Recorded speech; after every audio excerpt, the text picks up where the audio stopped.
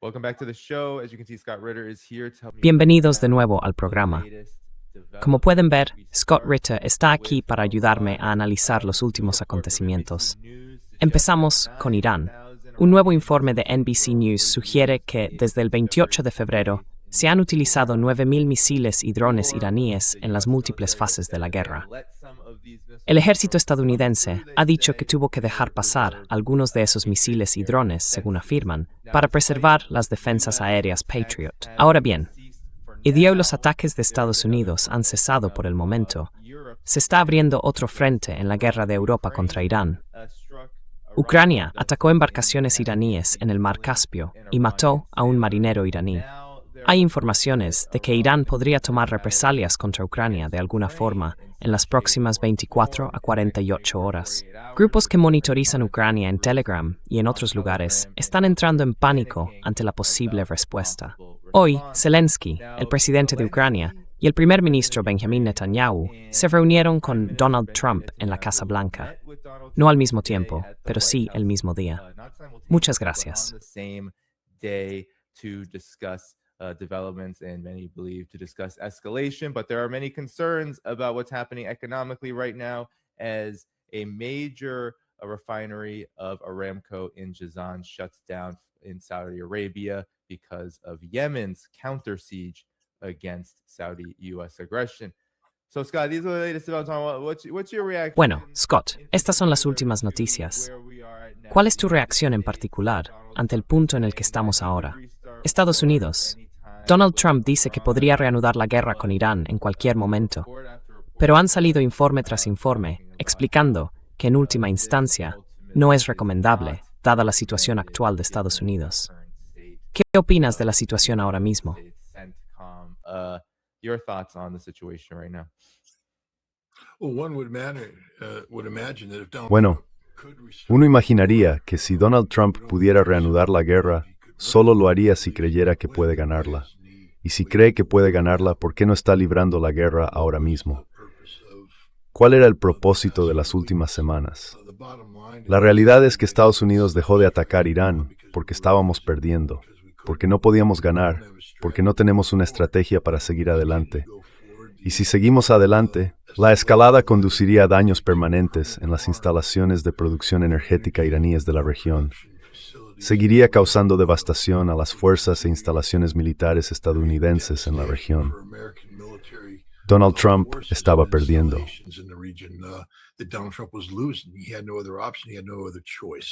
No tenía otra opción, no tenía otra alternativa.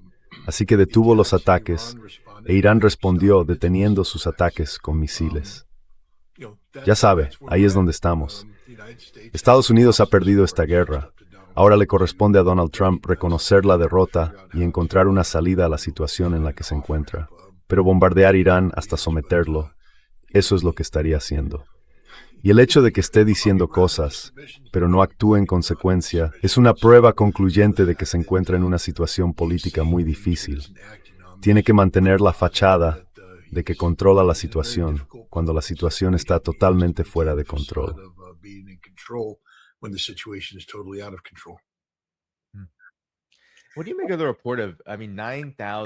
¿Qué opina del dato de 9.000 proyectiles? Eso es lo que, según dicen las autoridades estadounidenses, Irán ha lanzado hasta ahora.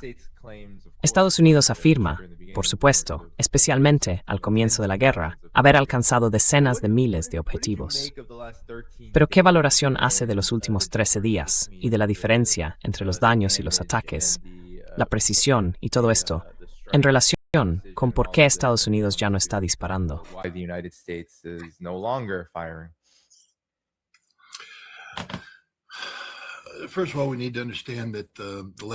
Ante todo, tenemos que entender que los últimos 13 días no han producido nada, salvo más derrotas para Estados Unidos. Irán no ha resultado perjudicado por ninguna de las acciones emprendidas por Estados Unidos. Estamos volando edificios vacíos. Estamos destruyendo infraestructuras que pueden reconstruirse rápidamente. La comunidad de inteligencia estadounidense ha reconocido la rapidez con la que Irán puede reconstruir puentes e infraestructuras. Todos los edificios que atacaban. Me llamó la atención que Estados Unidos estuviera bombardeando la fábrica de misiles de Parchin, Y pensé, ¿por qué? ¿No quedó destruida la primera vez en los primeros 39 días? Y si no quedó destruida, ¿por qué no?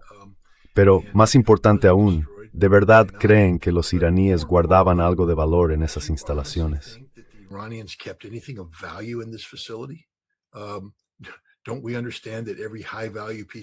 ¿No entendemos que todo el equipo de alto valor fue evacuado hace tiempo y llevado a instalaciones subterráneas?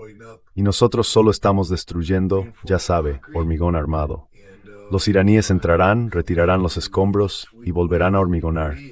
Y cuando termine la guerra, sacarán de nuevo el equipo de alto valor, lo reinstalarán y volverán a funcionar de inmediato. No estamos haciendo ningún daño a Irán. Quiero decir, estamos matando a miles de personas, a decenas de miles de personas. Eso por supuesto sí es dañino, es criminal. Pero nuestro objetivo estratégico era derrumbar el régimen iraní. Hoy es más fuerte que nunca. Nuestro objetivo estratégico era acabar con la capacidad de Irán para lanzar misiles balísticos. Todo se ha trasladado al subsuelo. No solo están disparando misiles, que ya sabe, afirmamos haber destruido, sino que además están fabricando misiles nuevos.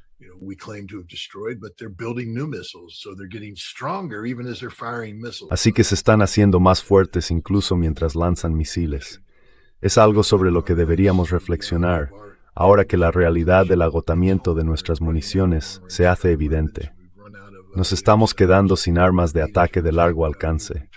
Ya se nos han acabado los interceptores necesarios para protegernos. Hablabas de un artículo en el que tienen que dejar pasar proyectiles. Sabes que tienes un problema cuando tienes que reservar los interceptores de misiles Patriot para proteger los lanzadores de misiles Patriot, y todo lo demás queda destruido. Así que, ¿por qué estamos allí? Algún día se escribirá la historia de este conflicto, y nada de ella dejará bien a Estados Unidos, ni a los militares, ni a los dirigentes políticos.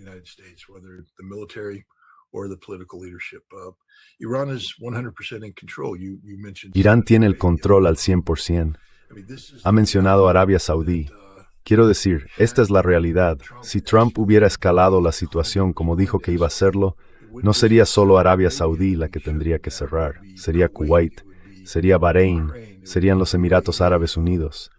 Y si el conflicto continuara, podría ser Azerbaiyán quien tuviera que cerrar. Irán tiene capacidad para paralizar la totalidad de la producción energética en la región de Oriente Medio, y ese sería el resultado si Estados Unidos tratara de calar, porque sencillamente no hay defensa contra la fuerza iraní de misiles balísticos y drones. Simplemente no la hay.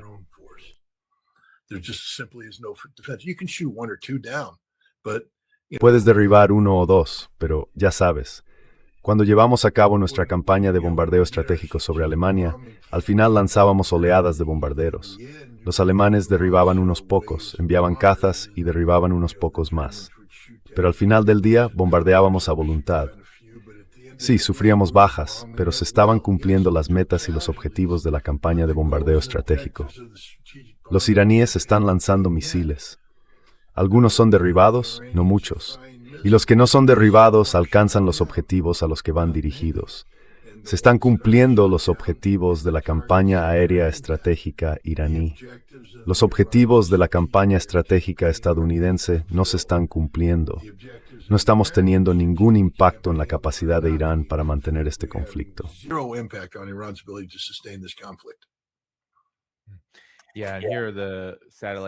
Sí, y aquí están las imágenes por satélite de lo que Yemen ha hecho en la zona estratégica del puerto de Yanbu. Han sido alcanzadas infraestructuras petroleras, las plantas de almacenamiento de la ciudad industrial, y como decía Scott, Irán podría causar muchos más daños que estos. Y los países del Golfo han estado quizá en primera línea.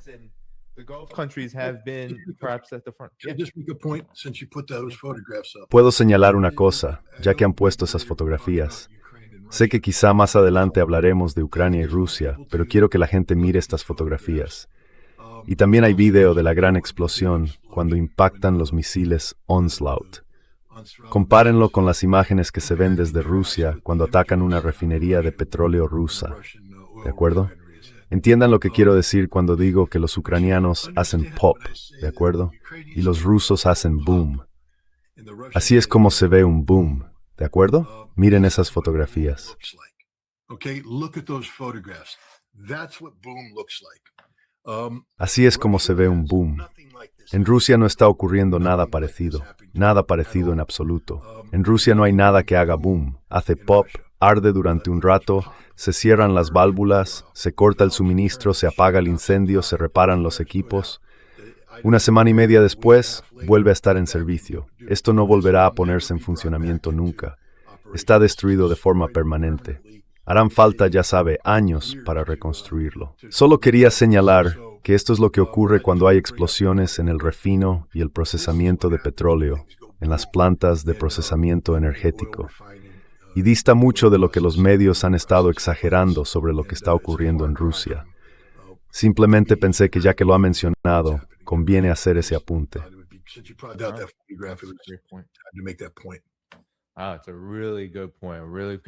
Es una observación muy acertada, de verdad. Porque si existieran imágenes por satélite de los objetivos de esos ataques con drones ucranianos, ya habrían salido a la luz, sin ninguna duda. Scott, ahora que has mencionado Ucrania, es muy interesante que parezca que Ucrania se ha visto ahora involucrada en la guerra de Irán. Aquí tenemos canales ucranianos de Telegram, canales de seguimiento, increíblemente alarmados después de que Ucrania atacara buques iraníes en el Mar Caspio. Quería conocer tu opinión sobre este acontecimiento. Algunas personas dicen que Irán podría, técnicamente, atacar Ucrania desde Tabriz, en su frontera noroccidental, y alcanzar Kiev. Pero tengo curiosidad por saber qué piensas de esta situación. ¿Por qué se involucraría Ucrania? ¿Por qué atacaría a Irán en este momento en el Caspio? ¿Qué opinas?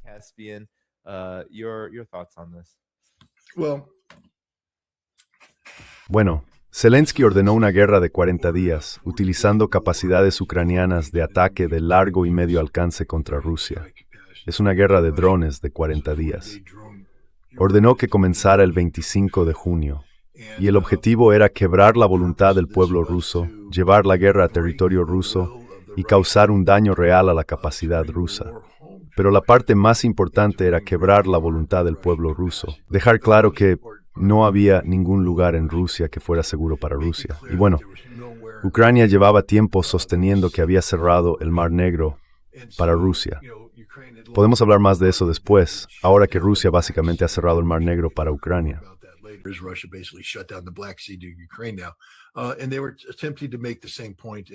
Y estaban intentando transmitir el mismo mensaje en el Mar Caspio, donde Rusia había establecido una línea de suministro hacia Irán a través del Caspio.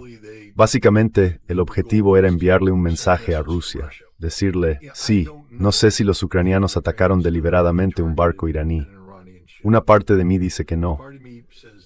Otra parte piensa que creyeron que era un barco ruso y se sorprendieron al enterarse, pero después intentaron darle la vuelta. Una de las cosas que se les da muy bien a los ucranianos es presentar los datos de una forma que respalde ciertos temas y narrativas. Y en ese momento, Zelensky iba a Washington, D.C. para reunirse con Donald Trump e intentar que aceptara proporcionar apoyo adicional a Ucrania, político, militar y financiero.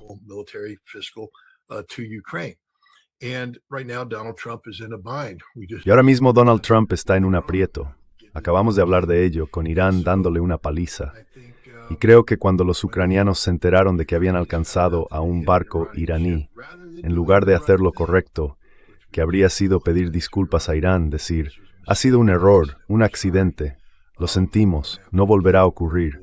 Hablaremos con vosotros sobre cómo evitar que se repita. Simplemente eligieron la salida fácil. Oye, sí, claro que sí, les hemos dado. Oye, Donnie, cariño, ¿ves? Estamos contigo. Estamos atacando a los iraníes porque estamos en el mismo bando. Somos lo mismo, hermano. Y ahora quizá paguen el precio. De nuevo, no sé cuál es el razonamiento estratégico en Irán.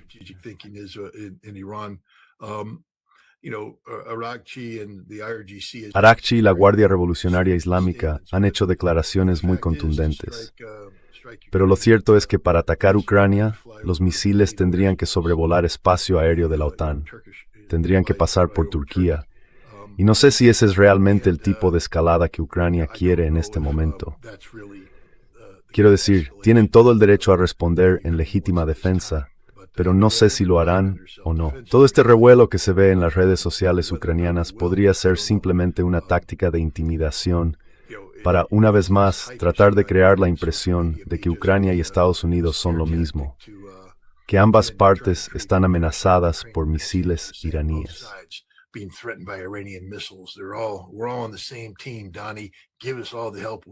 Todos estamos en el mismo equipo, Donnie. Dadnos toda la ayuda que necesitamos. Dadnos la capacidad de derribar esos misiles iraníes. ¿Quién sabe qué está pasando con Ucrania? No es un estado racional. No funciona de una manera racional. Todo lo que hace es irracional. Así que ¿quién sabe qué están pensando? Irán es lo contrario. Es un estado racional. Y hay que decir sí, que alcanzaran un buque fue una afrenta. Sí, perder a un marinero fue una afrenta. Pero las consecuencias de lanzar una salva de misiles fríes contra Ucrania podrían ser terribles. Entonces, ¿por qué hacerlo?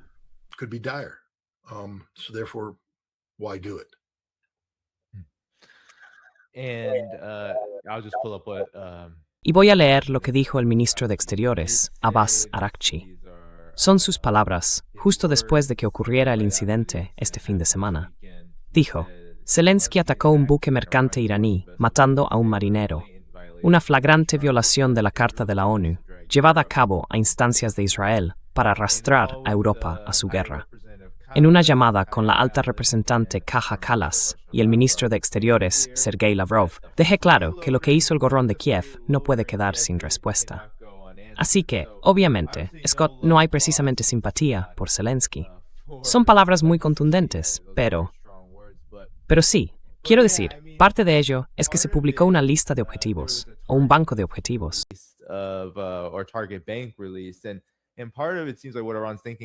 Y parte de lo que parece estar pensando Irán es que quizá, si la guerra continúa directamente contra Irán, Europa podría verse muy involucrada en esta guerra. Europa tiene activos, tiene comercio y tiene necesidades energéticas procedentes de Asia Occidental. Sí, especialmente después de que el Reino Unido, que técnicamente ya no forma parte de Europa, supongo, con su actividad, haya permitido a Estados Unidos utilizar sus instalaciones para lanzar operaciones contra Irán. Así que, ¿qué opina de esto? ¿Podría Europa convertirse perfectamente en un objetivo en la próxima ronda de la guerra?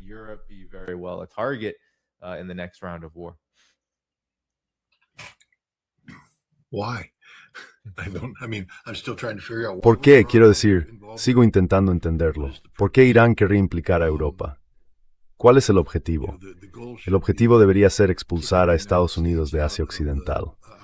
Y para lograrlo, es mejor que toda tu capacidad militar pueda dedicarse a esa tarea.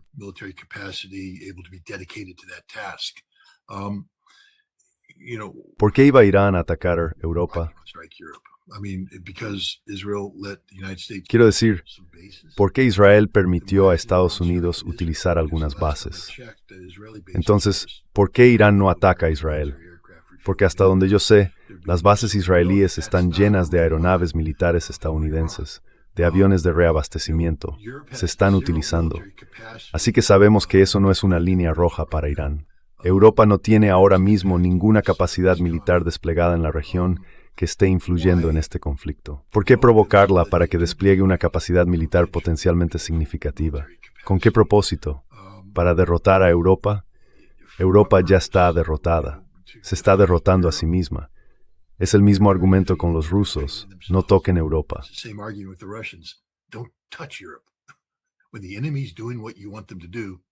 Cuando el enemigo está haciendo lo que quieres que haga, déjale hacerlo. Y ahora mismo Europa simplemente se está muriendo, degenerando, derrumbándose. Se ha convertido en una parodia de sí misma. Miren a Macron. Marine Le Pen va a echarlo en las elecciones del próximo abril y llevará una pulsera de vigilancia en el tobillo. Ese es el estado de la política francesa. Keir Starmer está fuera. Ha entrado un nuevo Andy Burnham. ¿Cuánto va a durar? No mucho, porque cambiar la placa con el nombre no cambia la realidad. Es abordar el síntoma. El síntoma era que la gente odiaba a Keir Starmer. Así que se deshicieron de Keir Starmer. Ahora han puesto a Andy.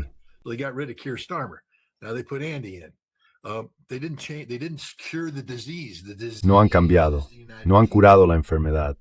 La enfermedad es el Reino Unido, que básicamente está canceroso y muriéndose. Y poner el nombre de Burnham en lo más alto no cura la enfermedad. Seguirán tratando el síntoma y dirán, bueno, él no lo ha curado, metamos a otra persona. Pero no están abordando la cuestión fundamental de fondo, que es la disfunción del Reino Unido como colectivo. ¿Por qué querrías hacer algo que pudiera unir al Reino Unido, hacer que la gente se olvide de sus diferencias políticas y se una para decir, ahora debemos centrarnos en Irán, que nos ha atacado Ford?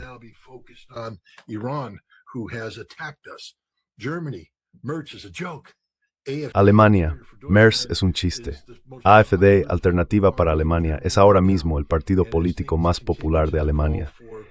Y a medida que las cosas sigan deteriorándose para los demás partidos, será aún más fuerte. No buscan una guerra con Irán. Así que, ¿por qué Irán les llevaría una guerra?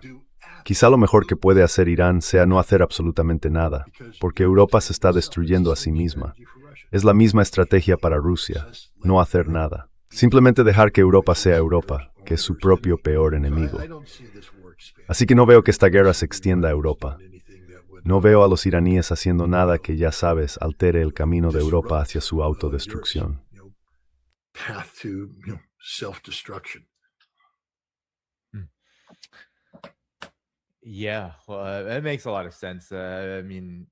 Sí, eso tiene mucho sentido. Quiero decir, Europa no es soberana. Así que en muchos sentidos, si Europa entrara en guerra contra Irán en la próxima ronda, probablemente Estados Unidos estaría detrás empujándola. ¿Y qué podrían hacer realmente? Quiero decir, lo que ocurrió con Ucrania en el Mar Caspio, ya sabes, es un golpe muy bajo. Es insultante. Tendría sentido que Irán respondiera, pero al mismo tiempo, como has dicho, creo que es cierto. ¿Qué gana realmente Irán con eso? Salvo que, quizá, tenga que desperdiciar parte de su potencia de fuego en un país que realmente no puede hacer mucho contra Irán. Pero algunos han afirmado que esto podría formar parte de la estrategia de bloqueo de Estados Unidos para intentar aislar a Irán del Mar Caspio. ¿Crees que es posible? Porque, por supuesto, el bloqueo contra Irán continúa, y esto, como ha dicho Irán, sigue siendo guerra en muchos sentidos.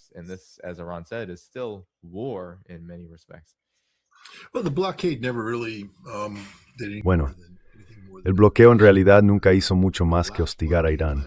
El último bloqueo, la última vez que se aplicó, no funcionó. Los barcos lograron pasar.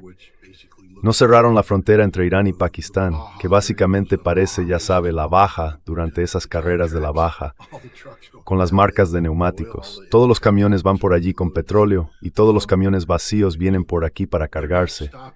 No están deteniendo a Irán. Nuestro buen amigo, el profesor Morandi, señaló algo muy válido. La gran mayoría de petróleo irán se consume dentro del país. Así que están paralizando la industria bloqueo.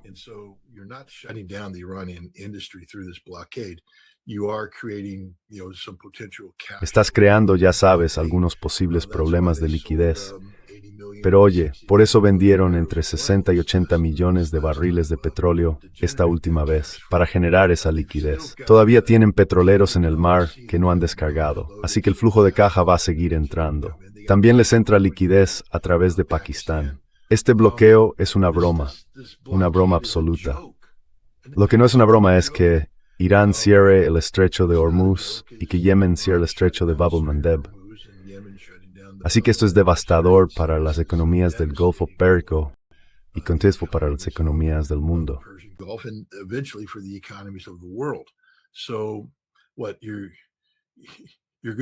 Entonces, ¿qué? ¿Van a hacer que Ucrania ataque un buque iraní en el Mar Caspio para resolver las desigualdades derivadas de la incapacidad de la flota estadounidense para bloquear los puertos iraníes? Lo único que eso garantiza es que Ucrania muera aún más. Mire, todo lo que está pasando ahora mismo en Ucrania se debe a que Ucrania se excedió al atacar un buque iraní en el Mar Caspio.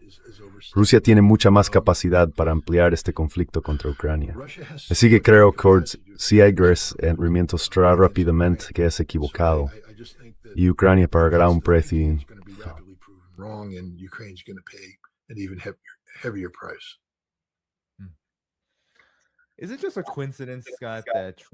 Es solo una coincidencia, Scott, que Trump se reuniera con Zelensky y Netanyahu el mismo día.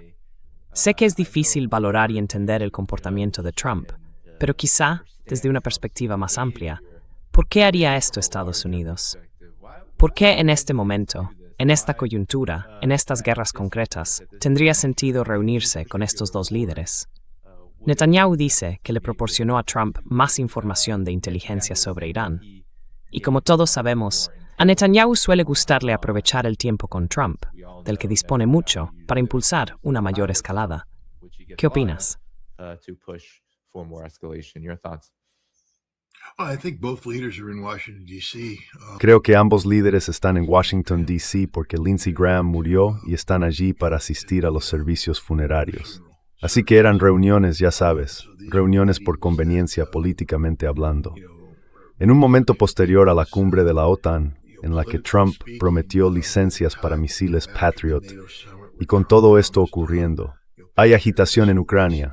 Si Zelensky se hubiera presentado al funeral de Graham y no hubiera tenido ningún contacto con la Casa Blanca, la gente diría, ¿qué está pasando? ¿Por qué no?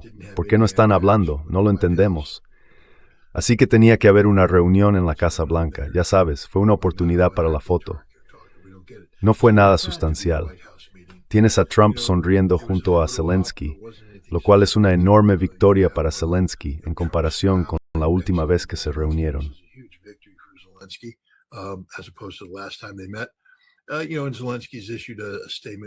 Ya sabes, y Zelensky ha emitido un comunicado que no dice nada, básicamente porque no ocurrió nada. Fue algo político. Ahora es lo mismo con Netanyahu, que viene a presentar sus respetos a Lindsey Graham, un estrecho aliado de Israel. Así que no puedes hacer que el primer ministro israelí aterrice y no se reúna con Donald Trump. Por eso hay una reunión. ¿Cuál es el propósito de la reunión? Facilitar actualizaciones de inteligencia. Pero la idea de que Trump no está informado sobre lo que ocurre con Israel o de que Netanyahu no está informado sobre lo que pasa en Estados Unidos es absurda. Esto fue simplemente absurdo. Otro golpe de efecto de relaciones públicas. No puedes hacer que el primer ministro aterrice y no se reúna con Donald Trump. Así que la Casa Blanca tenía que reunirse con este hombre, tenía que hacerse fotografías, tenía que haber una razón detrás de esto, pero ya sabes, coincidencia es el cadáver de Lindsey Graham. The coincidence is Lindsey Graham's dead body. Well, speaking of Lindsey Graham, maybe a good way to Bueno, hablando de Lindsey Graham, quizá una buena forma de recordarlo sea ver hasta qué punto se equivocó sobre Irán y lo desastroso que fue realmente su empeño en llevar a Estados Unidos a la guerra con Irán. Aquí tienen un video que está circulando sobre sus predicciones de lo que iba a pasarle a Irán como consecuencia de la guerra. Able to deliver. Oh, to be honest with you, I think about 3 to 4 weeks we should have them in a spot where they start losing control of some cities. And what we're trying to do is Y lo que estamos intentando hacer es conseguir que unas cuantas ciudades caigan el próximo mes, lograr que los árabes se impliquen más abiertamente mañana o de aquí a final de semana y generar un impulso casi irreversible. almost irreversible momentum. Así que esto es lo que Lindsey Graham pensaba que iba a ocurrir en la guerra de Irán. Las ciudades empezarían a caer muy rápidamente después de los ataques de Estados Unidos, y luego los países árabes tomarían el control. ¿Qué reacción te merece esto, Scott, ahora que Lindsey Graham ha muerto? Well, apparently Lindsey Graham was preparing some sort of documentary film that was going Bueno, al parecer Lindsey Graham estaba preparando algún tipo de documental que iba a reanimar sus tambaleantes aspiraciones senatoriales. Se enfrentaba a la reelección, tenía un rival y existía la posibilidad de que no ganara. Estaba recaudando fondos presa del pánico. Así que se estaba preparando este documental. Y entiendan una cosa sobre un documental. Esto no es, ya saben, no es The Office, donde la gente va corriendo y simplemente dice lo que sea. Cada vez que Lindsey Graham hacía esto, estaba diseñado para que pareciera importante. Y él dice cosas que ha pensado de antemano. Así que estas son, ya saben, las declaraciones de un hombre que no está, no son las divagaciones de...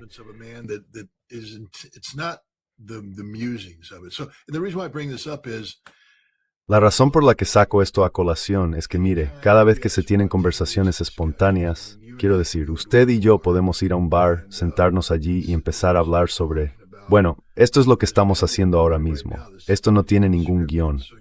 Así que usted me hace una pregunta y yo, bueno, respondo de improviso.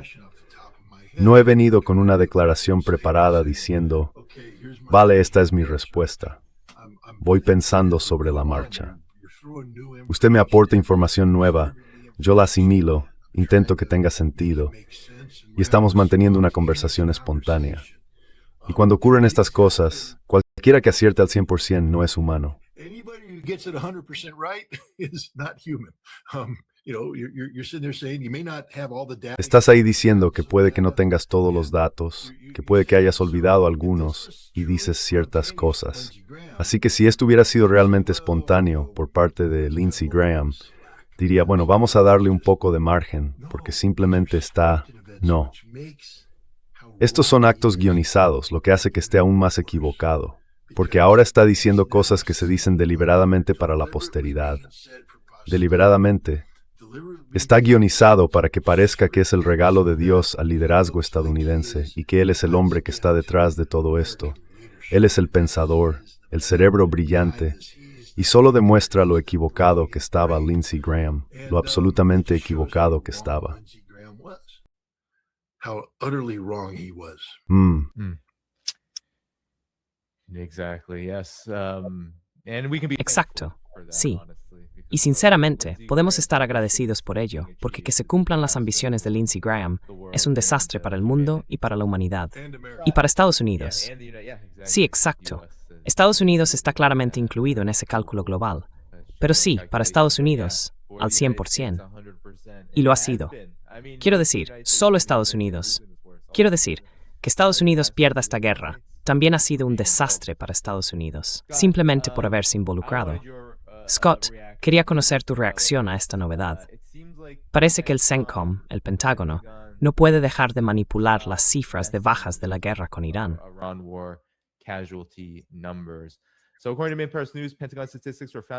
Así que, según Main Press News, se descubrió que se habían alterado las estadísticas del Pentágono. Se borraron del registro 270 heridos entre soldados estadounidenses y 4 muertes, en vez de incluirlos en una lista separada. La excusa que dieron fue que no estaban clasificando estas bajas como parte del balance de la guerra con Irán, porque según ellos, se produjeron durante un alto el fuego. Y a principios de este año, The Intercept reveló que Estados Unidos había retirado al menos 15 bajas del recuento de la guerra con Irán. Scott, ¿qué está pasando y cómo lo ves? ¿Cuál es tu reacción?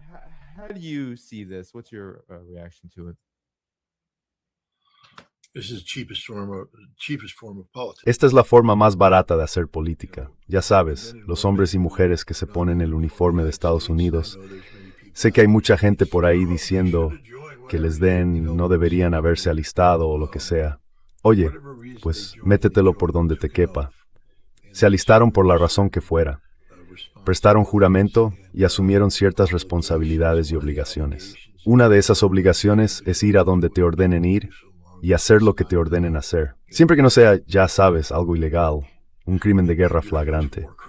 En estas personas estaban operando, creo, un sistema de defensa aérea Patriot.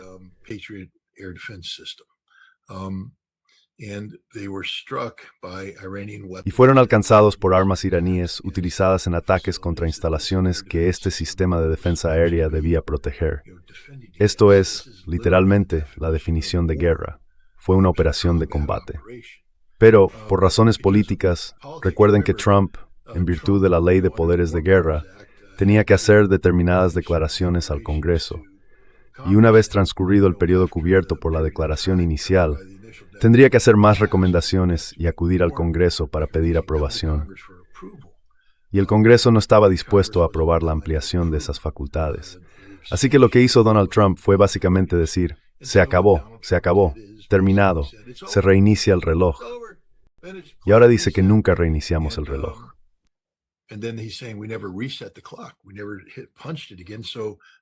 Nunca volvimos a atacar. Así que estas muertes son independientes de aquel conflicto inicial de 39 días y de un poco más allá de ese periodo.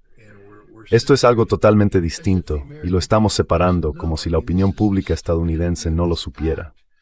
Quiero decir, esa es la estupidez de esta medida. El hecho de que estemos hablando de esto ahora solo hace que se examine más a fondo la muerte de estos soldados. ¿Por qué murieron? ¿Por qué? ¿Por qué hay 270 heridos? ¿Cómo ocurrió eso? Obtengamos más detalles al respecto.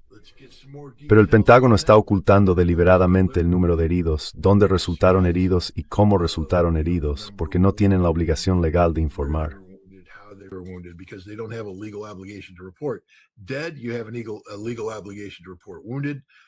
Muertos tienes la obligación legal de informar. Heridos, no tanto. Pero esto demuestra que esta guerra, quiero decir, pensemos en ello.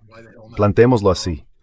Hoy llevo mi camiseta del Cuerpo de Marines, porque, ¿por qué demonios no? Estoy orgulloso de quién soy, estoy orgulloso de lo que he hecho, estoy orgulloso de mi servicio. Y cuando fui al armario y cogí esta camiseta, resultó que llevaba mi pequeño emblema del Cuerpo de Marines. Pero la cuestión es que, cuando me puse el uniforme, estaba honrando a mi país. Estaba diciendo, estoy aquí para vosotros. Cuando me necesitéis, aquí estoy.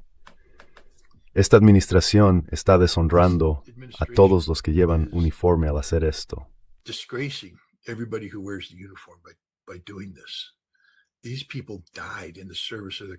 Estas personas murieron al servicio de su país. No tenemos por qué estar de acuerdo en ello. Tú y yo coincidimos en que esta guerra nunca debería haberse librado. Los dos coincidimos en que no deberían estar allí. Pero han muerto porque se ofrecieron voluntarios, porque los enviaron, porque los pusieron en peligro y murieron. Y deberíamos ser mucho más respetuosos con el sacrificio que hicieron. Y otra vez hay gente que dice, ¿qué sacrificio? Chicos, no estáis entendiendo la cuestión. La cuestión es que cuando decimos, como dice Pete Hegseth, como dice Donald Trump, estoy aquí por las tropas, estoy aquí por las tropas, apoyo a las tropas lo son todo. Los hombres y mujeres que visten el uniforme lo son todo. Bueno, donde todo está expumo heridos. Entonces se convierten en un inconveniente.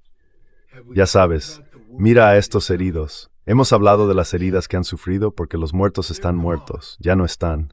Sus restos serán enterrados, sus familias sufrirán, pero en ese momento se emitirán cheques y ya está. ¿Y los heridos? Estamos hablando de lesiones cerebrales graves. Estamos hablando de la posibilidad de amputaciones. Estamos hablando de lesiones medulares. Estamos hablando de cosas que, bueno, les garantizo que algunos van a tener que defecar en una bolsa de colostomía el resto de su vida. Y son chavales de unos 20 años, condenados a eso. Entonces, ¿qué estamos haciendo por ellos? En algún momento irán a un hospital de asuntos de los veteranos y pasarán allí el resto de su vida. Algunos tendrán lesiones cerebrales y se barbitan. Pueden tener la risa la grave. Su deber medir en una chica de 18 años.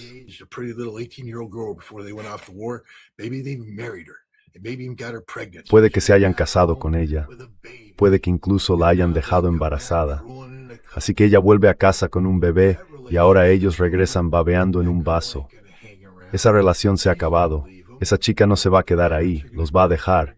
Los padres van a envejecer y morir, y en algún momento esto va a ser un hombre de 40 años babeando en un vaso. ¿Y qué está haciendo el país por ellos? Ni una maldita cosa. ¿Por qué? Porque mirad cómo tratamos a nuestros guerreros. Mirad cómo los tratamos, la forma vergonzosa en que los tratamos. ¿Y dónde está la sociedad unida para condenar las acciones de este presidente? Y esto debería ser cosa de todos. Lo sé, mirad, yo estoy en contra de la guerra.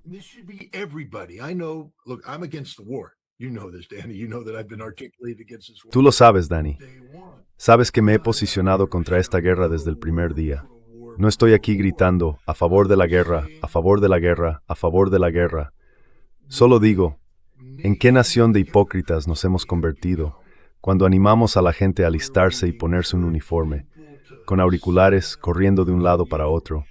Y ahora escuchad, nunca ha habido un momento mejor para unirse al ejército. Donald Trump es el mejor comandante en jefe que hemos tenido nunca al frente del Departamento de Guerra. Más letalidad, más letalidad. Vamos a inyectarte testosterona, a convertirte en un hombre aún mejor. Podrás hacer press de banca con 143 kilos como yo. Vamos, vamos, vamos. ¿Qué? ¿Te han matado? Que te den. Go. What? You got killed? Screw you. Wait a minute, you got wounded? Sorry. Un momento, ¿te hirieron? Lo siento. No queremos hablar de ti porque eso no ayuda a reclutar. Ya era hora, y esto debería ser así. Y voy a decir esto ahora mismo. Saben, la gente siempre me lo ha preguntado, y recibo esta pregunta constantemente porque estoy muy orgulloso, como he dicho, orgulloso de ello. ¿Animaría hoy a la gente a alistarse en el cuerpo de marines? Y siempre he dicho que hay que reflexionar sobre las cosas. Hay que pensar en el futuro. Hay que entender que no siempre vas a trabajar con un comandante en jefe al que apoyes políticamente. Voy a cambiar mi respuesta ahora mismo. No. Nadie debería alistarse hoy en las Fuerzas Armadas de Estados Unidos.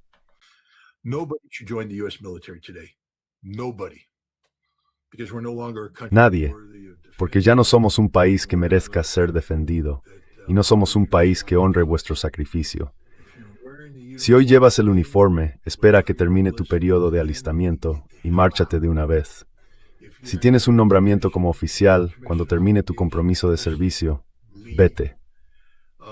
Y una de las razones por las que digo esto es la legislación que se está considerando ahora mismo en el Congreso y que básicamente fusiona al ejército de Estados Unidos con el israelí y a la inteligencia estadounidense con la israelí. Nos hemos convertido en el Gran Israel. Y yo nunca, jamás apoyaré que un estadounidense lleve el uniforme para algo que no sea defender al 100% a los Estados Unidos de América.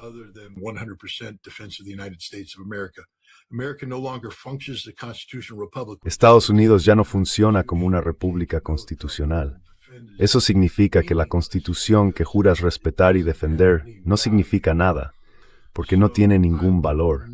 Así que yo nunca animaría a nadie a alistarse hoy en las Fuerzas Armadas de Estados Unidos, tal y como están organizadas actualmente. Y no lo haría hasta que cambiemos la naturaleza de nuestro gobierno, la actitud de nuestro gobierno, hasta que la Constitución sea un documento protegido por el pueblo estadounidense. No puedes prestar un juramento porque recuerda que cuando te alistas en el ejército, juras lealtad a la Constitución. Cuando la Constitución no significa nada, eso quiere decir que tu juramento tampoco significa nada.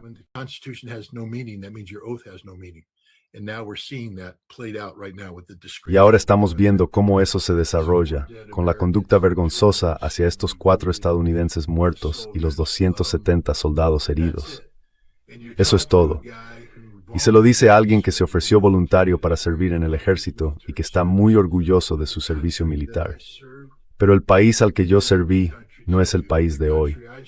El país al que serví jamás habría permitido transformarse en una amalgama de Estados Unidos e Israel, que es exactamente lo que está ocurriendo hoy. Recuerden, hoy están muriendo. Están muriendo por Israel, por la inteligencia proporcionada por Benjamin Netanyahu, porque esta administración se ha subordinado totalmente a la voluntad de Israel.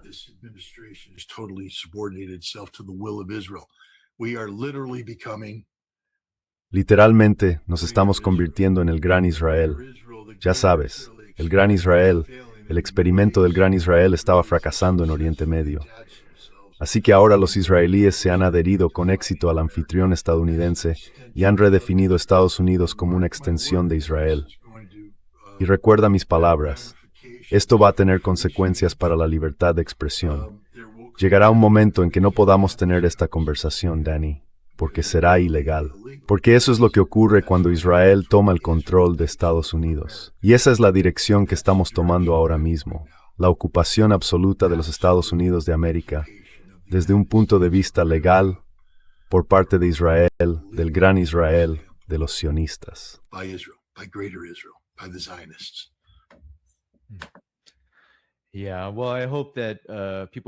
Sí, bueno, espero que quienes estén viendo esto, y también la gente corriente aquí, en Estados Unidos, estén viendo lo que ocurrió y lo que está ocurriendo con el ejército estadounidense en el extranjero.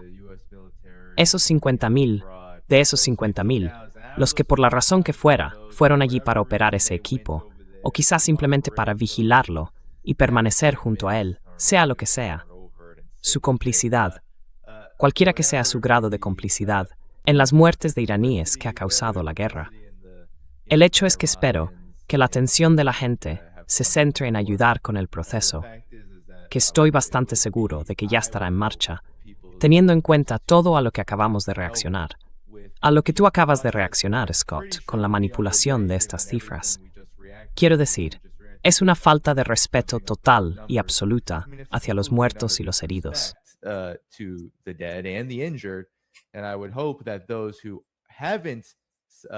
Y espero que quienes no han sufrido ese destino, quienes ahora mismo son blancos fáciles en la región, estén pensando, sí, quizá esto no es algo que quiera hacer, quizá esto no refleja mis valores, quizá esta no es una guerra que deba librarse.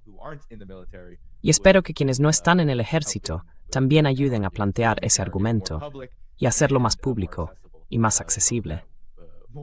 Así será cada vez más probable que operaciones como esta operación desastrosa, no sean posibles, porque al final dependerá de que los soldados de base se nieguen a librar guerras, se nieguen a seguir estas órdenes. Eso va a ser muy importante o crucial en los próximos años, sin duda.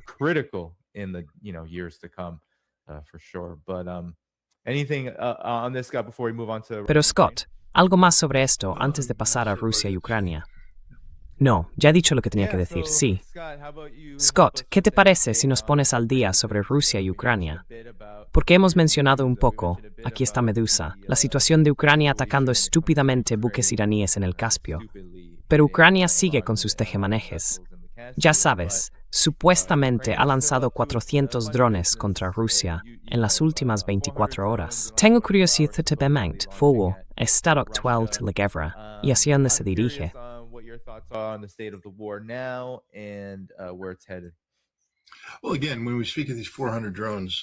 Bueno, de nuevo, cuando hablamos de estos 400 drones, volvamos al hecho de que Volodymyr Zelensky, el presidente de Ucrania, el 25 de junio, ordenó o anunció que iniciaba una guerra de drones de 40 días contra Rusia.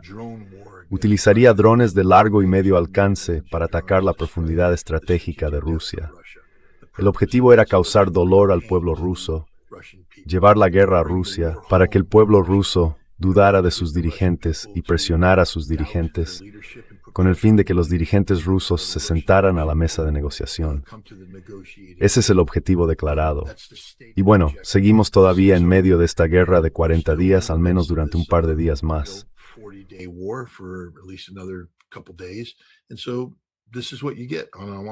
Y esto es lo que se ve casi a diario. 300, 400, 500, 600, 700 drones lanzados cada día. Y algunos alcanzan sus objetivos. La inmensa mayoría no lo consigue. Son derribados antes siquiera de salir de la zona de la operación militar especial. Rusia tiene desplegadas y operativas unas defensas aéreas amplias. Otros son derribados al aproximarse a Moscú. Y luego unos pocos consiguen pasar. Quiero decir, miren, son simples cálculos militares. No hace falta ser un genio.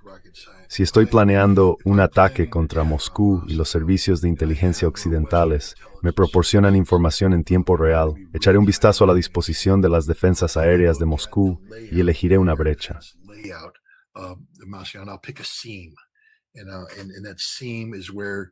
Y esa unión es donde tienes algunas brechas o donde ves que hay solapamiento. Pero cuentas los sistemas implicados y dices, vale, estos pueden derribar 20, estos pueden derribar 30, son 50. Supongamos que aciertan el 100% de las veces, yo envío 80, 30 pasan automáticamente. No tienes que hacer nada, automáticamente pasan 30 y entonces simplemente sigues haciendo las cuentas. Así que lo fuerzas hasta que al final 8 de los 400 pasan. Y esos 8 entran, algunos son derribados, otros alcanzan sus objetivos, y como hablamos antes, hacen pum. Eso es todo lo que está pasando aquí, hacen pum.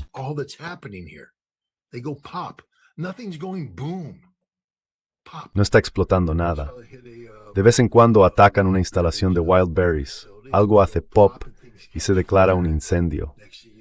Y antes de que te des cuenta, tienes un incendio gigantesco. Quizá los rusos deberían empezar a invertir en sistemas de extinción de incendios con halón y después en defensa aérea. Porque me parece que cuando algo hace pop en una instalación de wild berries, deberías poder compartimentar ese incendio lo antes posible y encontrar la manera de hacerlo. Pista, pista, pista. porque ya sabes, estás perdiendo una instalación entera. Pero es malo para la gente que tenía sus materiales almacenados en esas instalaciones. Es malo para Wildberries como marca, pero no está paralizando a Rusia. Y esto es lo que la gente tiene que entender. Nada de lo que está haciendo Ucrania está paralizando a Rusia. Nothing Ukraine is doing is crippling Russia. It's causing temporary inconvenience. Está causando inconvenientes temporales, incluso las colas en las gasolineras, ya sabe. Hoy mismo he hablado con Rick Sánchez, que estaba recorriendo en coche la región de Moscú, y me ha dicho que no hay colas, ninguna cola para echar gasolina en Moscú. Las gasolineras están abiertas, la gente está comprando gasolina. Puede haber colas en otros lugares, ya sabe, cuanto más cerca se está de la línea del frente o de refinerías que han sido atacadas. De nuevo, menciono la refinería de Samara porque Gilbert Doctorow la señaló como la prueba definitiva de que Rusia ha perdido esta guerra, porque un dron alcanzó la refinería de Samara. Y Samara está, ya sabe, a 600 o 700 millas de las líneas del frente. Y eso significa que Rusia está indefensa. Hizo pop, y volvió a hacer pop, y hubo algunas llamas, y algo de humo.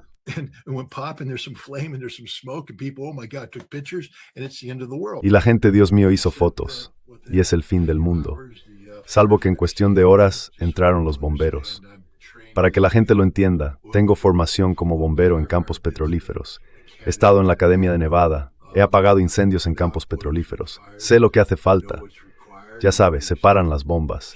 Sí, se aísla la zona, se entra, se cierran las válvulas, se cubre con espuma, se enfría y luego se sustituye el equipo dañado. Se abren las válvulas y vuelve a estar en funcionamiento una semana y media después. Y esa es la realidad. Pero esa refinería tiene, entre otras tareas, producir productos petrolíferos refinados, como gasolina o diésel, para los consumidores locales.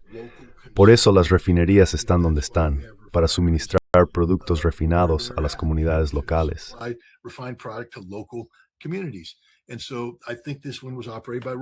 Y creo que esta la operaba Rosneft. Y eso significa que los suministros, porque ya sabes, según se produce, luego se carga en camiones, oleoductos o depósitos y sale para distribuirse. Pero ya nadie está distribuyendo eso. Así que las gasolineras que se abastecían de ahí no tienen gasolina. ¿Y adivina qué pasa entonces? De repente hay colas de coches diciendo necesitamos gasolina. Y por supuesto, los propagandistas ucranianos lo graban, lo difunden y dicen, mirad lo que está pasando. Rusia en una situación desesperada. Dios mío, se acabó para Rusia. Y una cola naval. Terminado. Los rusos se van a rendir, van a abandonar. Se acabó. Encuentran a una chica que va a hacer un vídeo de TikTok sobre lo malo que es esto, y encuentran a otra persona que se queja de lo malo que es. Vuelves 3 días después. No hay cola en esa instalación. ¿Por qué? Bueno, en primer lugar, porque el gobierno ruso mira eso y dice, vale, ¿qué estaba suministrando Rosneft? Se dirigen a Lukoil o a algún otro productor que tenga reservas y le dicen, redirige parte de tus reservas a estas estaciones hasta que Rosneft vuelva a estar operativa. Y antes de que te des cuenta, llegan los camiones, llega la gasolina, las colas desaparecen y ya está. Esa es la realidad de lo que está ocurriendo ahora mismo en Rusia. Esta es la guerra de drones de 40 días.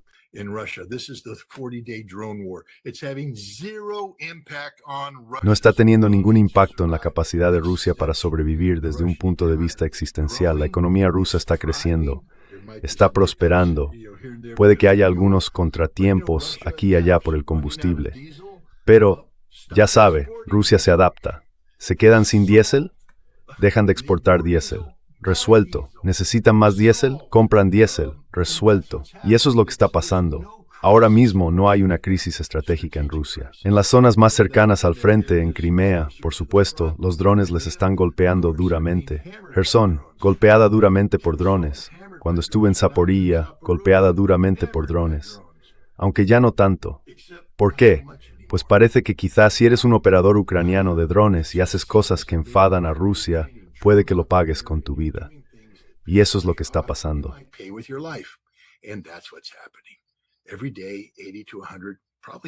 Cada día, entre 80 y 100, probablemente incluso más ahora mismo, Operadores ucranianos de drones mueren a manos de los rusos, que tienen recursos de inteligencia, vigilancia y reconocimiento desplegados por ahí, cubriendo las instalaciones, buscando indicios. Cuando los encuentran, muerte instantánea. Esa es la realidad ahora mismo. El trabajo más peligroso en Ucrania es ser operador de drones, y están muriendo en masa. Se necesitan 4 semanas de formación solo para aprender a despegar uno y pilotarlo. Luego hacen falta otras, ya sabes, 6 semanas para adquirir unas habilidades básicas con las que puedas desplegarte en el frente. Se necesitan unos 6 meses antes de que realmente sepas hacer esto. Y entonces mueres, y no pueden reemplazarte. Así que los ataques van a ir disminuyendo. Ahora, la otra cuestión es que los drones que están utilizando, ya sabes, se fabrican en algún lugar. Las piezas se producen en algún lugar y se suministran desde algún lugar.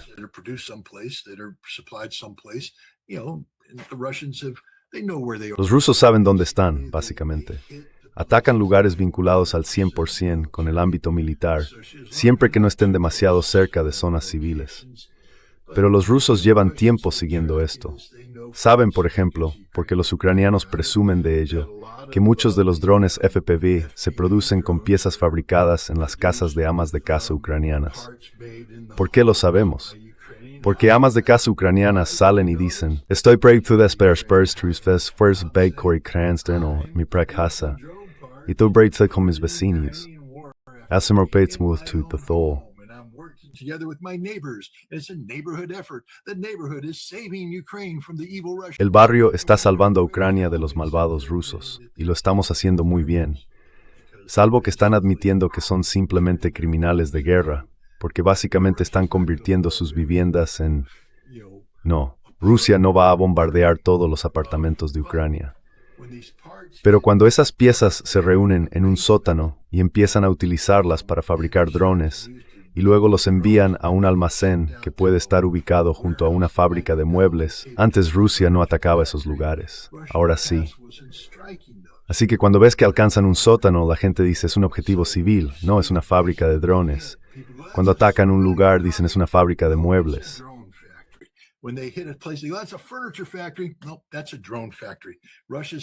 No, eso es una fábrica de drones. Rusia se está quitando los guantes. Han ampliado su lista de objetivos, y como resultado la capacidad de Ucrania para producir drones está disminuyendo. En algún momento no van a tener 300 drones. Pueden fabricar 100 drones FPV al día. 100. Están lanzando 300, 400 al día. Hay que entender que lo que han hecho es ir consumiendo las reservas que habían acumulado. Y esas reservas también se las están comiendo los ataques rusos con drones, los ataques rusos con misiles que las están destruyendo. En algún momento, Ucrania se queda sin recursos. Ahora bien, sí, se supone que les van a llegar cosas fabricadas por Alemania. Gilbert Doctorow habla, como es sabido, de los tan cacareados drones alemanes.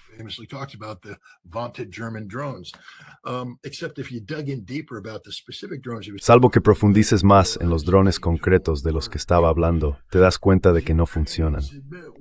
Los ucranianos admiten: no vamos a usar esos drones porque usarlos significa morir, porque tienen una tasa de fallo en el lanzamiento de hasta el 75%. Y no quieres estar en medio del campo con un dron mientras los rusos te hacen fotos y tu dron no despega. Te quedas ahí sentado y luego puedes salir corriendo todo lo que quieras. Pero han visto hacia dónde has corrido. Derribarán el dron para matarte a ti. Y por eso Ucrania está perdiendo entre 80 y 100 de ellos al día. Los drones alemanes no funcionan. La tecnología alemana de inteligencia artificial no funciona.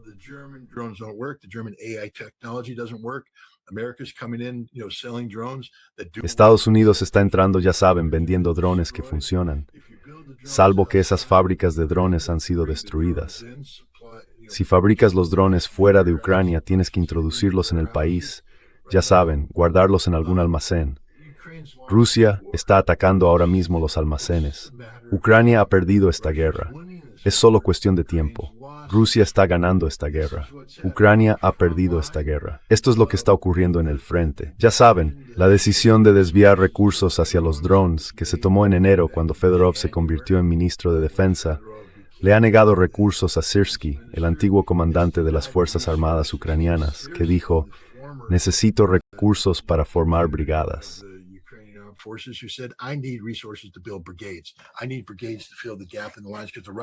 Necesito brigadas para cubrir el hueco en las líneas, porque los rusos están matando a todo el mundo. Y ya sabe, podemos ir por ahí dándole golpes en la cabeza a la gente todo lo que queramos, reunirlos, pero tenemos que reunirlos y darles munición, tenemos que darles equipo, etc. No tenemos nada. Tenemos que comprarlo, tenemos que entrenar a estos tipos. Y ustedes están desviando todos nuestros recursos. Me está creando problemas. Y entonces, lo que pasó el 15 de julio es que los ucranianos tuvieron una reunión para poner las cartas sobre la mesa y dijeron: oye, la guerra de drones no está funcionando. La línea del frente sigue derrumbándose. No ha desviado recursos de eso. El esfuerzo por cortar el suministro de combustible al ejército ruso no funcionó. El ejército ruso sigue avanzando.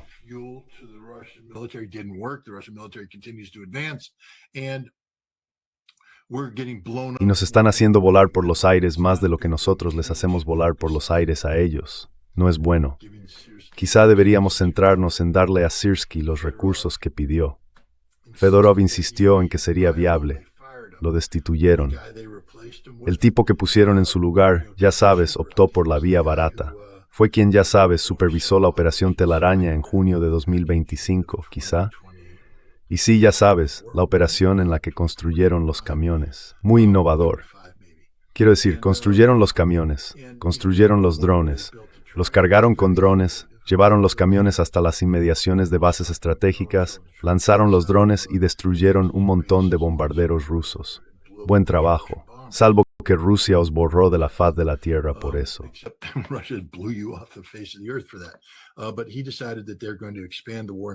Pero decidió que iban a ampliar la guerra de una forma inteligente. Empezar a atacar instalaciones de Wildberries, el minorista en línea, e incendiarlas hasta dejarlas reducidas a cenizas. Muchos vídeos realmente impactantes si eres pro-ucraniano, de los que subes y dices: ¿lo veis? Rusia está perdiendo. Rusia es una mierda, estamos ganando, somos los número uno. Pero esto llevó a Rusia a quitarse los guantes, y ahora mismo lo están volando todo por los aires. Cuando llegue el invierno, Ucrania no tendrá capacidad para generar calefacción ni para cocinar con gas. Morirán congelados. No habrá forma de tener alimentos porque están destruyendo todos los centros de distribución. Sus coches estarán en las carreteras, vacíos, porque están volando todas las gasolineras.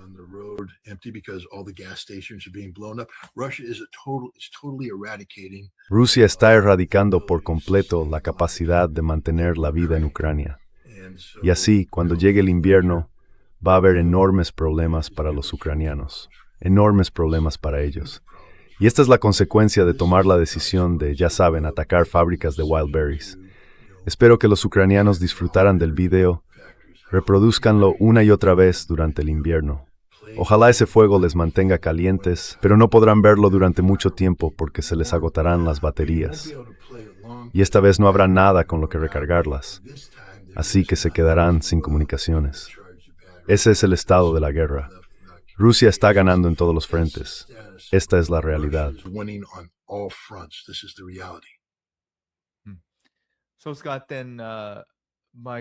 Entonces, Scott, al entrar en los últimos 5 o 10 minutos, mi pregunta para ti es: ¿por qué se promueve entonces lo contrario de esto? ¿Por qué se niegan estos hechos? ¿Por qué crees que hay quienes, bueno, quizás se puede empezar por los medios occidentales y seguir desde ahí, adoptan esta narrativa? Incluso ha generado sospechas. Estoy seguro de que la gente que te sigue, la gente que sigue este programa, os ha estado haciendo preguntas. Entonces, ahora Rusia está quedando mal. Han cambiado las cosas. Porque es incesante, está por todas partes. ¿Qué ocurre esto?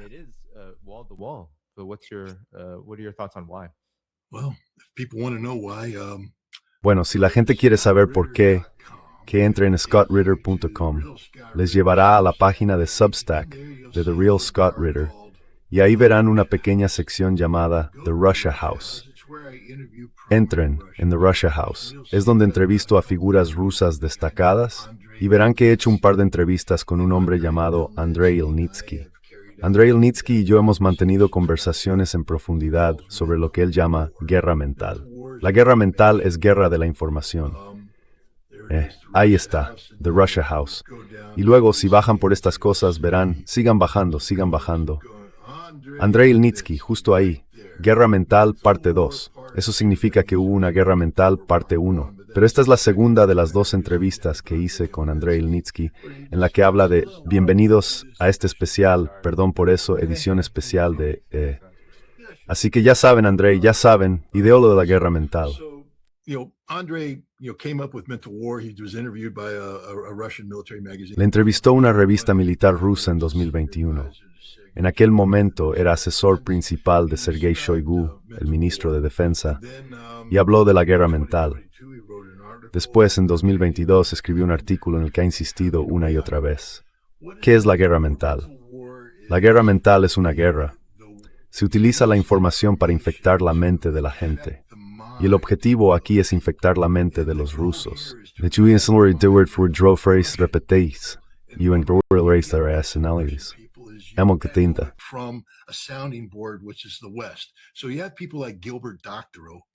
Así que aparece gente como Gilbert Doctorow diciendo estupideces. Voy a ponerles un ejemplo de algunas de las estupideces que dice.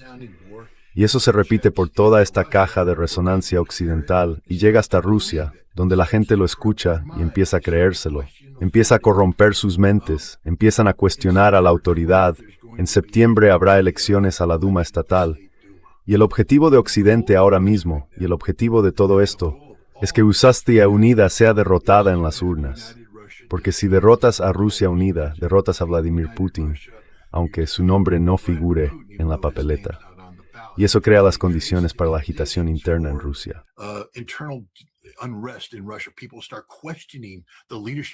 La gente empieza a cuestionar el liderazgo de Vladimir Putin. Y el objetivo es provocar un Maidán en Moscú y derribar al gobierno de Putin. Ese es el sueño. Por eso hacen lo que hacen. Y si dices, bueno, ¿por qué Gilbert Doctorow? Oye, en su última entrevista con Glenn Deason, admitió que pertenece a la oposición rusa desde 2010. Lo dijo sin rodeos. Soy miembro de la oposición rusa desde aproximadamente 2010. Gracias, Gilbert. Has contribuido a demostrar mi argumento. Pero una de las cosas que promueve Gilbert es el concepto de victoria pírrica. Dijo, ya sabes que los rusos, porque no puede negar el hecho de que Rusia está ganando en el frente. Eso ya no se puede negar.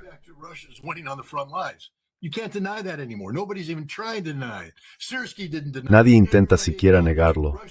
Syrskyi no lo negó. Todo el mundo reconoce que Rusia está ganando.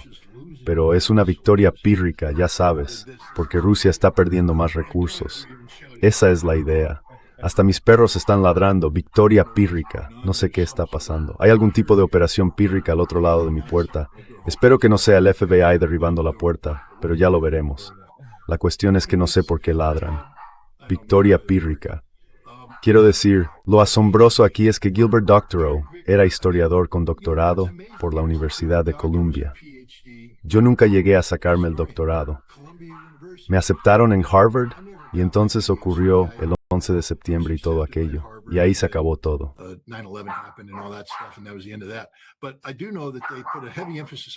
Pero sí sé que ponen mucho énfasis en la historiografía.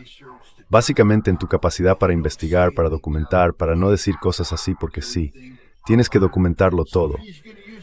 Así que, si va a usar un término como victoria pírrica alude al rey Pirro, que libró una batalla, en realidad 2 batallas.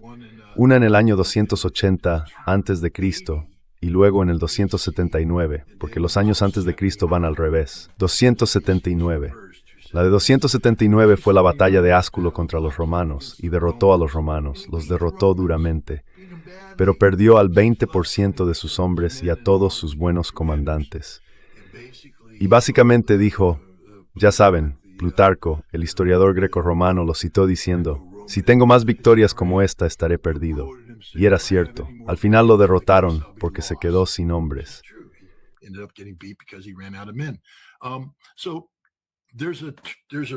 Así que hay una razón detrás del término victoria pírrica, pero Gilbert Doctorow lo utiliza. Y cuando la gente lo oye, esto es guerra mental. Cuando lo oyen dicen, la victoria pírrica de Rusia, porque lo ha dicho Gilbert Doctorow. Es un experto en Rusia, inteligente, con un doctorado en historia, así que tiene que significar algo. Y lo que significa es que Rusia se está desgastando, que Rusia está sufriendo más bajas que los ucranianos, que Rusia está logrando una victoria pírrica. Puede que esté ganando en el frente, pero está perdiendo la guerra. Guerra mental. Plantó esa idea en la mente de la gente. La gente me pregunta, ¿por qué vas contra Gilbert Doctorow? Os lo acabo de decir, porque está lleno de ya sabéis qué. Lo de la victoria pírrica es una mentira al 100%. No hay ninguna victoria pírrica. Todos los criterios utilizados para definir una victoria pírrica van en contra de Ucrania.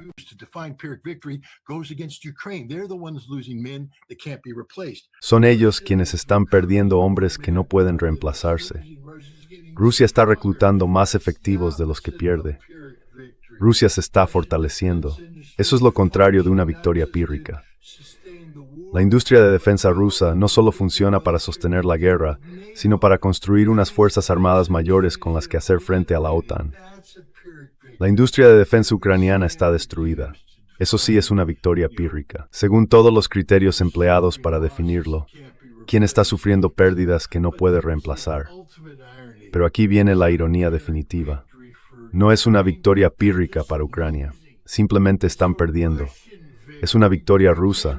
Pero no puedes reconocer la victoria rusa y lograr tu objetivo de que Rusia unida sea barrida en las urnas. Así que tienes que encontrar una forma de clasificar la victoria rusa de modo que parezca una derrota. Y luego es adelante y lo hace.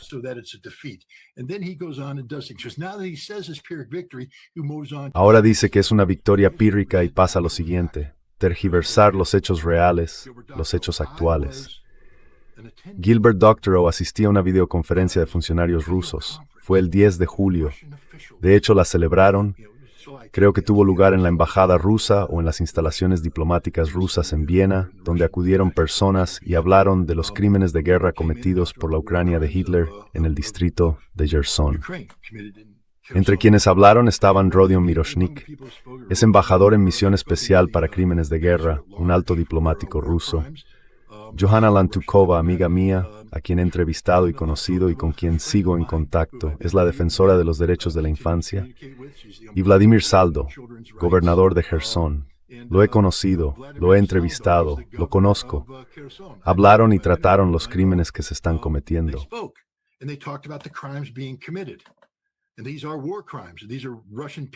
Y estos son crímenes de guerra. Lo están diciendo patriotas rusos. Pero Gilbert Doctorow, como ya ha sembrado en la mente la idea de una victoria pírrica, ahora refuerza este concepto diciendo, bueno, la persona media que escuche esto pensaría que se trata, ya sabes, de una acusación por crímenes de guerra. Lo que yo escuché fue una admisión de derrota por parte de los rusos. Están perdiendo esta guerra porque las palabras de Saldo y las de otros implican que Gerson es inhabitable ahora mismo, inhabitable para la población. Esto es una admisión por parte de Rusia de que han perdido la guerra. Y la mayoría dirá, Dios mío, Gilbert Doctorow, victoria pírrica. Gilbert Doctorow ha dicho esto. Tiene que ser verdad. Ve a ver el video.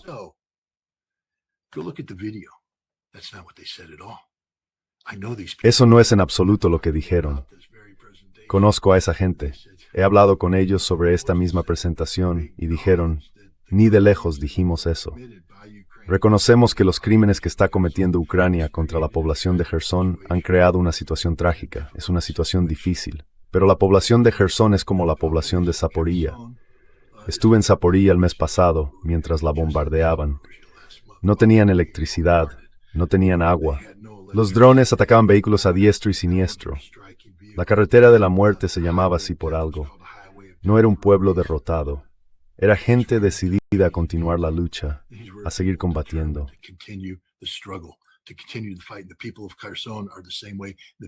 La gente de Gerson es igual, la gente de Crimea es igual, pero esto es lo que hace Gilbert Doctorow. Esto es lo que hacen quienes practican la guerra mental.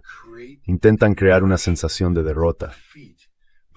Pero estoy aquí para decirte ahora mismo que todo lo que dicen, Danny, cualquiera de tu audiencia puede venir con un dato y planteármelo. Conozco el tema de arriba abajo. Cada punto que plantea Doctorow es una mentira absoluta y fundamental, y una versión pervertida de la verdad. Su objetivo, mediante la guerra mental, es hacerte olvidar tus habilidades de pensamiento crítico. Ya sabes, la capacidad de hacer preguntas. Automáticamente te vuelves más tonto. Te tragas un concepto y ese concepto te arrastra a un mundo de fantasía. ¿Y cuál es el propósito de ese mundo de fantasía?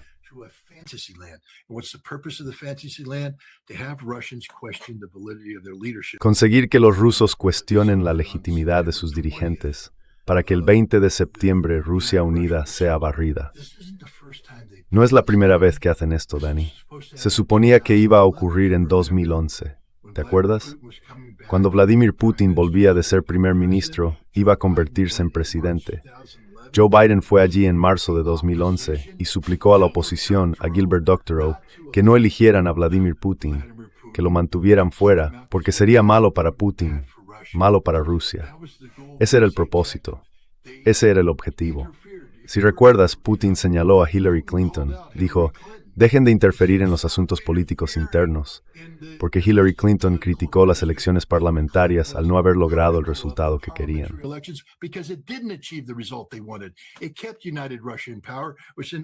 Mantuvo a Rusia unida en el poder, lo que después abrió la puerta al intercambio que permitió a Putin volver en las elecciones de marzo de 2012. Los patrones del pasado se repiten. Esto es lo que hace la oposición rusa, y esto es lo que están haciendo hoy. Gilbert Doctorow se define a sí mismo como miembro de la oposición rusa y está trabajando con alguien, voluntaria o involuntariamente, para propagar lo que es desinformación y que solo puede definirse como guerra mental. La mala noticia para Hill es, ante todo, que los rusos no son estúpidos. Puede que funcione aquí en Estados Unidos. Todos en vuestro chat dicen, oh, están volando cosas por los aires, lo están haciendo genial, oh, que os den. No se trata de que os den. Lo siento, que le den a Gilbert. Ya sabes, no es verdad. Estoy aquí para deciros que, sencillamente, no es verdad.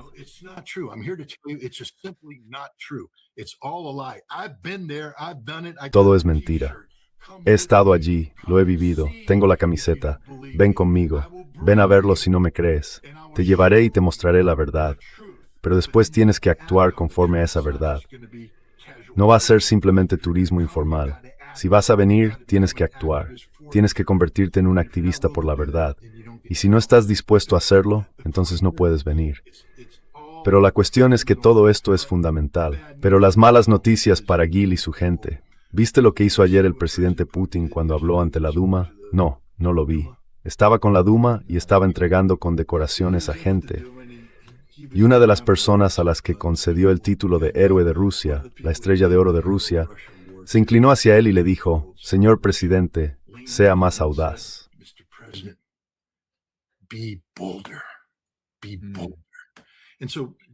Sé más audaz. Y Putin se levantó ante ellos y dijo, le impuse una medalla a este hombre y me dijo que fuera más audaz. ¿Queréis que sea más audaz? Y la Duma gritó, sí, sí. ¿Veis lo que acaba de hacer? ¿De verdad creéis que hay la más mínima posibilidad de que esa Duma vaya a ir contra este presidente en tiempo de guerra? ¿Que el pueblo ruso vaya a abandonar al hombre que está ganando esta guerra? Lo ruso fracasó. Putin lo señaló y señaló a los rusófobos. Lo señaló todo. Dijo que los rusófobos han intentado derribarnos desde el principio. El juego se ha terminado, Gilbert. Yo te estoy señalando, y el presidente ruso está señalando tu causa, y nunca calará entre el pueblo.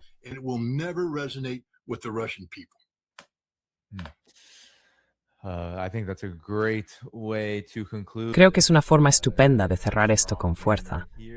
Gran análisis, Scott. Me ha parecido muy importante. Bien, gente, ya nos hemos pasado de la hora.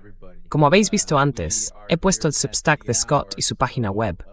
Están en la descripción del vídeo de abajo, así que allí podéis encontrar todos sus trabajos recientes, incluido un artículo sobre la Odisea, que aún no he visto. Ah, tienes que leerlo. Tienes que ver la película, es una de las mejores películas. He oído que está muy bien.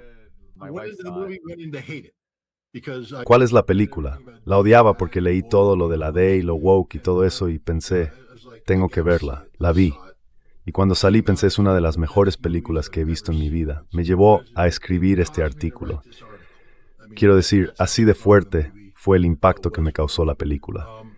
Pero si puedo hacer una propuesta, se supone que me han dado la oportunidad de tener un acceso sin precedentes a cuestiones relacionadas con la seguridad báltica y la seguridad del Ártico.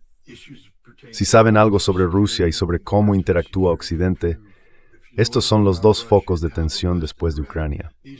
Incluso cuando se resuelva lo de Ucrania, habrá problemas en el Báltico y habrá problemas en el Ártico.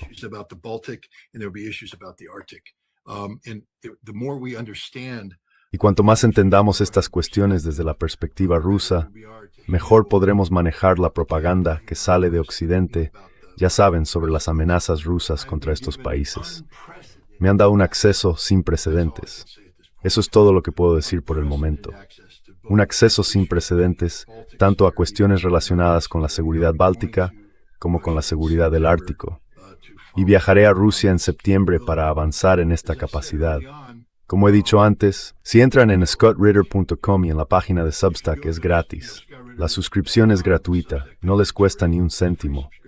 Si se suscriben con una suscripción de pago, eso básicamente mantiene el techo sobre mi casa y pone comida en la mesa. Ese es mi salario. Estos viajes se pagan con donaciones. Y su audiencia ha sido fantástica, al igual que otras audiencias.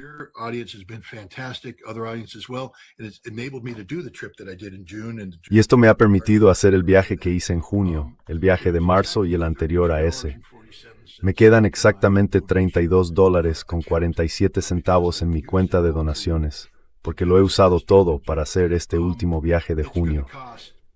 Va a costar mucho dinero hacer posible este viaje, decenas de miles de dólares. Como he dicho, esta es una oportunidad sin precedentes, y espero que, ya sabe, su audiencia y otras personas que vean esto digan, oye, esto es lo que queremos saber más sobre esto, es importante. Confíen en mí, las entrevistas serán importantes y el acceso será sin precedentes. La información que obtendremos será única y valiosa, pero no puede ocurrir sin donaciones. Así que si les parece, si les gusta esto, oigan, háganme un favor.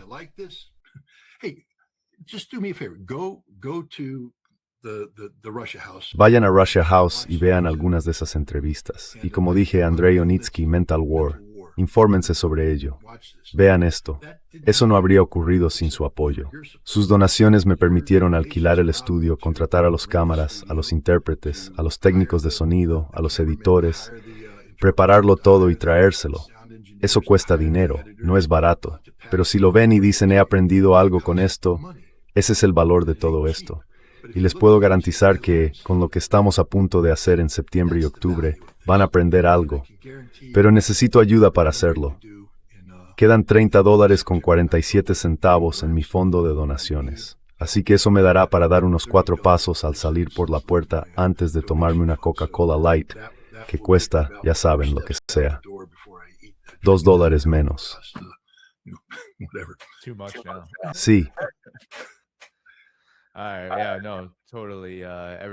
Sí, no, totalmente. Todos habéis oído a Scott. Apoyad sin duda ese tipo de trabajo. Es fundamental que lo hagamos. Gracias a todos los que os habéis hecho miembros nuevos. Os mencioné antes. Perdona que no hayamos llegado a tu pregunta, Memobox, pero creo que Scott la ha respondido. Y gracias a Sparky por el superchat sobre la conexión entre Pete Hegseth y Lindsey Graham. Dad al botón de me gusta antes de iros. Eso ayuda a que más gente vea esto. La página de Substack de Scott está en la descripción del vídeo, abajo, así que podéis verla después. Y ahí también es todos los enlaces de este programa. Muy bien, gente. Volveré mañana a las 4 de la tarde, hora del este, con Lawrence Wilkerson y Larry Johnson. Será el 29 de julio. Nos vemos entonces a las 4 de la tarde, hora del este. Adiós. And I'll see you then, 4 p.m. Eastern. Bye-bye.